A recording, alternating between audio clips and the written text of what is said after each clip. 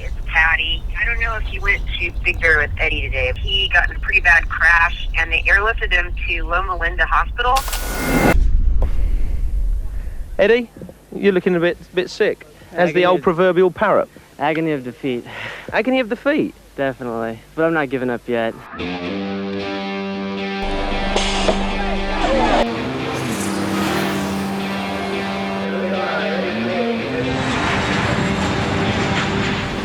You know, whenever I think somebody tells me no or you can't, automatically that light goes on my head and says, you'll see.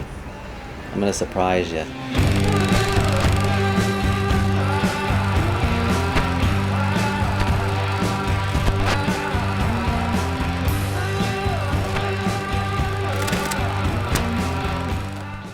For my 10th birthday, I got a bicycle. We'd ride our bikes from the time we got home from school, doing homework, until it got dark. We rode our bikes everywhere. When we went to the bike shop, we saw a flyer on the window that talked about BMX races like every second and fourth Sunday of the month. And went to the first race, and I ended up getting 4th overall, but I did win one of the motos. It's like a good golf shot, keeps you coming back. Getting sponsored like shortly afterwards kind of exposed me to the rest of the country. It was, like I said, life-changing. Keep an eye on Eddie King. He always had these massive quads, so, you know, and he would just, you know, be out in front in good style, and usually when he got out in front, there wasn't too many guys that challenged him. You know, there was a lot of BMXers that transitioned into mountain bike racing. And even if they took their BMX skills and they took it to a different discipline, whether it be road racing, which a lot of guys have, you know, they get a lot of that leg strength from the BMX they did decades ago. But being in my 40s, it was like I could see the improvements happening, and it just became contagious. You know, and then I got into cross-country racing, started using my enduro bike to go to bike parks and stuff.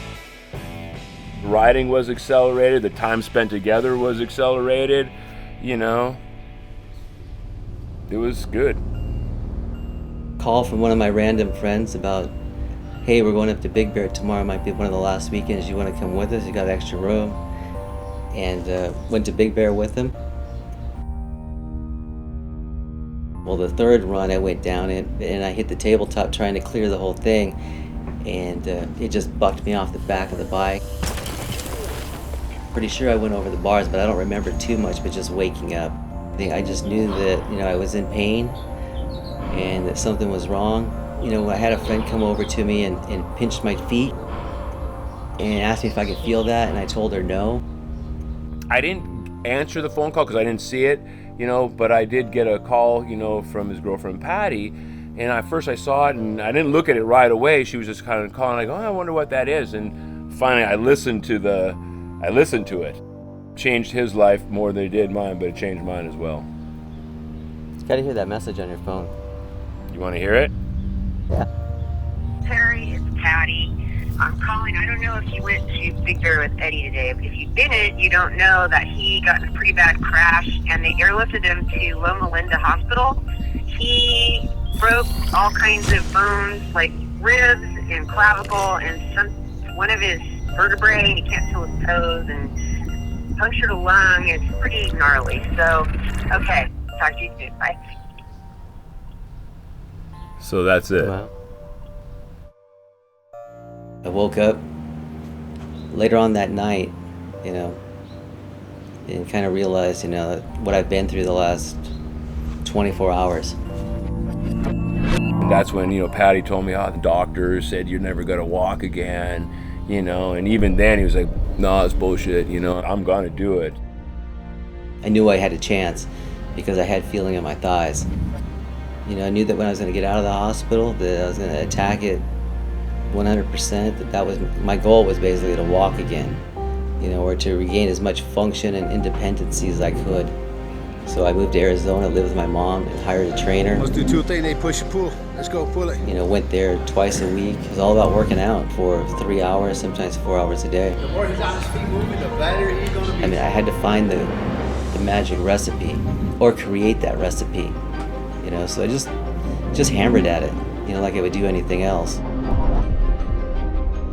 To be honest, you hear that from a lot of guys that crash. It's not going to take me down. It's not going to take me down. And a lot of guys it doesn't, but for sure this one it didn't. The first time I rode a bike after my injury was really kind of surreal. It was like I said, when I got on there, I was like, wasn't sure I was going to be that kid that tried to ride the bike but couldn't balance, you know. So I was like, all right, stay close to me, and if I tell you to grab me, otherwise I'm just going to fall over. But you know, it came back to me. I knew things were going to get better because after the 2016 ride, I knew I was close but not totally satisfied with going out on riding on my own and stuff. Normalcy and independency to come back. That's the main thing that kind of robs you with a spinal cord injury or a stroke or something. Those are the two things that it takes away from you, and you want to get it back as much as you can, one way or the other. Like I said, there's a will, there's a way. Figure it out.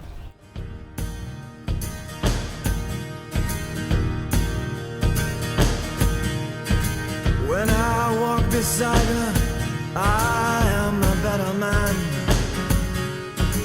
When I look to leave her, I always stagger back again. There's a big heart sun, beating on the big people.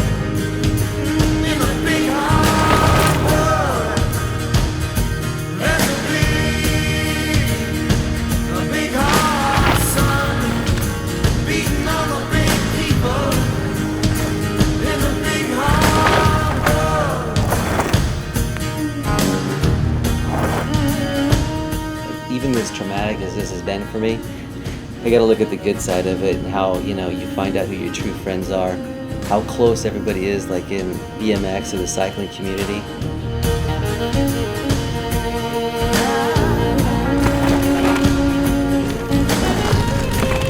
know, I didn't make that right turn, but I made a left turn, you know, and so it's kind of changed me.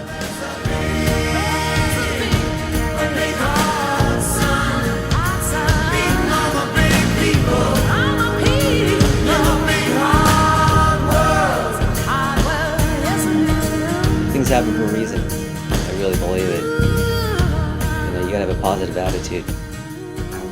Truly, that's the heart of a champion right there. And what he's doing now is bigger than anything he ever did during his Hall of Fame BMX career, in my opinion. What's the next step? You know, where's it going to go from here?